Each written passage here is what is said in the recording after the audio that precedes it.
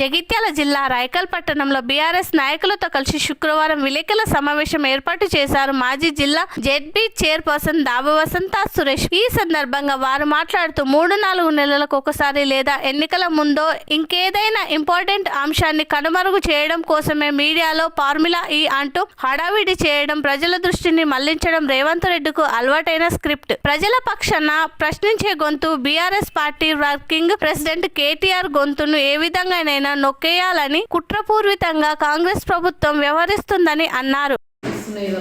ఎక్కడ కూడా అభివృద్ధి లేదు, ప్రజా పాలన అని చెప్తే ఎక్కడ కూడా ప్రజా పాలన లేదు, ఇందిరమ్మ పాలన లేదు. కేవలం కాంగ్రెస్ వాళ్ళ కమిషన్లు వాళ్ళ అభివృద్ధి చూసుకుంటారు. ఆ తరుణంలో ఇవాళ రేవంత్ రెడ్డి గారు స్థానిక సంస్థల ఎన్నికలు పెట్టబోతున్నాం డిసెంబర్ 2వ వారంలో అని చెప్పేసి చెప్పడం, ఎన్నికలు పెట్టే సమయంలో 3 నెలలకు ఒకసారి లేదంటే ఎన్నికలు పెట్టే ముందు ఏదన్నా ఒక ఇంపార్టెంట్ ఇష్యూ ఉన్నప్పుడు మరి ప్రజలను ఏ విధంగా ఎమర్చాలి, ప్రజలను ఏ విధంగా డైవర్ట్ చేయాలి అని చెప్పేసి ఇవాళ ఫార్ములా ఈ రేస్ కేటీఆర్ గారు దాంట్లో అవినీతి జరిగినట్టు ఏసీబీ కేసు నమోదైంది. ఏసీబీ కేసు నమోదైన తర్వాత మళ్ళీ ఇప్పుడు ఎలక్షన్లు ఉన్నాయి. ఈ ఎలక్షన్ల నుండి మరి రేవంత్ రెడ్డి గారు అన్నీ ఒక్కటి కూడా పూర్తిగా కూడా ఏ హామీ కూడా అమలు చేయకపోగా ఇవాళ ప్రజల దృష్టిని మరల్చాలి. కాబట్టి మరి ప్రజల పక్షాన ప్రశ్నించే గొంతు బీఆర్ఎస్ పార్టీ మరి వర్కింగ్ ప్రెసిడెంట్ కేటీఆర్ గారు. కాబట్టి ఆ గొంతును ఏ విధంగా నొక్కాలి అని చెప్పేసి ఇలా ఫార్ములా ఈ రేస్ మరొక్కసారి నోటీసులు ఇచ్చింది. దీన్ని 1,00,000 సార్లు ఇదే మీడియాకు కేటీఆర్ గారు చెప్పారు. దీంట్లో ఎటువంటి అవినీతి కూడా జరగలేదు, దాంట్లో పూర్తిగా కూడా ఆన్లైన్ ట్రాన్సాక్షనే జరిగింది, బ్యాంకులోనే డబ్బులు జమ చేయబడ్డాయి తప్ప ఎక్కడ కూడా ఒక్క రూపాయి కూడా అవినీతి జరగలేదు అని చెప్పేసి చెప్పడం జరిగింది. ఇదే ఇప్పుడున్నటువంటి రేవంత్ రెడ్డి గారు ఎలక్ట్రోల్ బాండ్స్ గిట్ట అవినీతి జరిగినట్టు చూపించదలుచుకుంటే మరి ఎవరిని అరెస్ట్ చేయాలంటే ఈయన బడే బాయ్ వాళ్ళ బిగ్ బాస్ మోడీ గారిని, అదేవిధంగా మరి స్మాల్ బాస్ అయినటువంటి రాహుల్ గాంధీ గారిని మరి అరెస్ట్ చేయాల్సి ఉంటుంది. ఎందుకంటే అతి ఎక్కువగా ఎలక్ట్రల్ బాండ్స్ తీసుకున్నటువంటి చరిత్ర మరి బీజేపీది, అదేవిధంగా మరి కాంగ్రెస్ పార్టీది. ఎక్కడ కూడా చిన్న అవినీతి జరగలే. అసలు ఇప్పుడు ఈ ఫార్ములా రేస్ గిట్ట మన రాష్ట్రానికి రావాలంటే భయపడుతున్నారు. ఏ పెట్టుబడి పెట్టాలన్నా కూడా భయపడే పరిస్థితి ఇలా కాంగ్రెస్ తీసుకొచ్చింది. ఆనాడు ఫార్ములా ఈ రేస్ వాళ్ళు పెట్టుబడులు ఎందుకు ఆకర్షించినాయి అని అంటే అప్పుడున్నటువంటి బీఆర్ఎస్ ప్రభుత్వం కేసీఆర్ గారి నాయకత్వంలో కేటీఆర్ గారు ఐటీ మినిస్టర్గా ఉన్నప్పుడు వారు మరి వరల్డ్లోనే గ్రీన్ సిటీగా, అదేవిధంగా మోస్ట్ లివబుల్ మన రాష్ట్రంగా వరుసగా ఒక 5 సార్లు మరి హైదరాబాద్ ఎంపిక కావడం, వారికి మరి ఇక్కడ నిర్వహించాలని చెప్పేసి కేటీఆర్ గారు మాట్లాడడంతో చాలా పెద్ద దేశాల్లో నిర్వహించినటువంటి ఈ ఫార్ములా ఈ రేస్ను ఇక్కడ నిర్వహించడం అంటే అసలు హైదరాబాద్ బ్రాండ్ ఇమేజ్ను పెంచిర్రు అమాంతం కూడా కేటీఆర్ గారు. ప్రపంచంలో ఇలా ప్రపంచ దేశాల్లో ఉన్నటువంటి లండన్ కావచ్చు, బెర్లిన్ కావచ్చు, మరి మాస్కో కావచ్చు, ఈ విధంగా ఇటువంటి దేశాలలో నిర్వహించినటువంటి ఫార్ములా ఈ రేసు సరసన మరి ఇవాళ తెలంగాణ రాష్ట్రంలో హైదరాబాద్ నగరం మహానగరం చేరిందంటే దానికి పూర్తిగా కూడా కేటీఆర్ గారి మరి చేసినటువంటి వారి ఆలోచన, వారి ఇమేజ్, మరి వారు తీసుకొచ్చినటువంటి మరి పెట్టుబడులు, వారితోటి ఒప్పందం కుదుర్చుకోవడం వల్లనే ఇది వచ్చింది.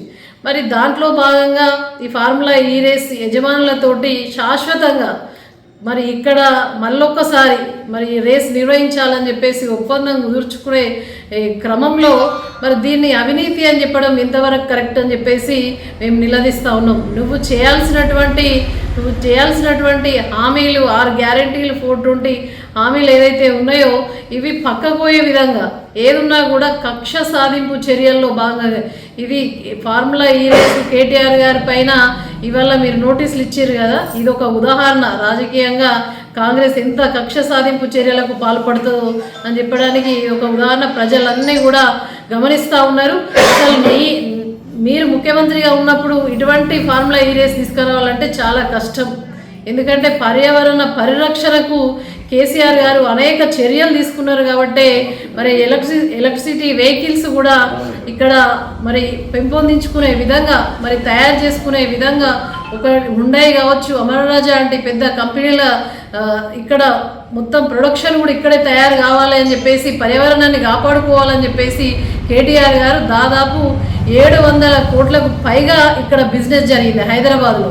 ఎక్కడ కూడా ఒక్క రూపాయి కూడా అవినీతి జరగలేదు. మళ్ళీ దాని తర్వాత మరి ప్రభుత్వం మారిన తర్వాత ఫార్ములా ఈ రేసు వాళ్ళు కూడా ఇచ్చేసి మళ్ళీ రేవంత్ రెడ్డి గారితో చార్ట్ కలిస్తే దాన్ని బయటకు రానియలేరు. ఇది కంటిన్యూ చేయండి, అప్పుడు ఒప్పందం కుదుర్చుకున్నారు అని చెప్పేసి హెచ్ఎండి వాళ్ళు చెప్పినా కూడా మరి దాన్ని రాకుండా ఇవాళ దాంట్లో ఏదో అవినీతి ఉందని, ఎందుకంటే రేవంత్ రెడ్డికి పరిపాలన చేతగాక అభివృద్ధి చేతగాక ఇచ్చిన హామీలను మరి నిలపలేక ప్రజలకు ఇవ్వలేక ఇలా ప్రజల దృష్టి మరల్చాలి. ఎన్నికలు వచ్చినాయి కాబట్టి ఇలా గవర్నర్ గారు అనుమతి ఇవ్వడం అనంటే ఇది బీజేపీ కాంగ్రెస్ చీకటి ఒప్పందం.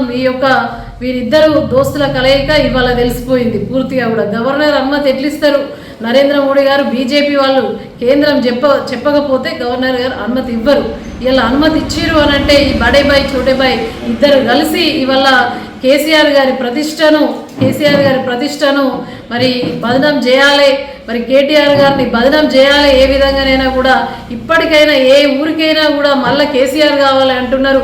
స్థానిక సంస్థల ఎన్నికలలో మనం గెలిచే పరిస్థితి లేదు కాబట్టి కేసీఆర్ గారిని బదనాం చేయాలి అని చెప్పేసి ఇలా బీజేపీ కాంగ్రెస్ కలిసి మరి కుట్ర పన్నుతూ ఉన్నారు. అది ఆ కుట్రకు నిదర్శనం.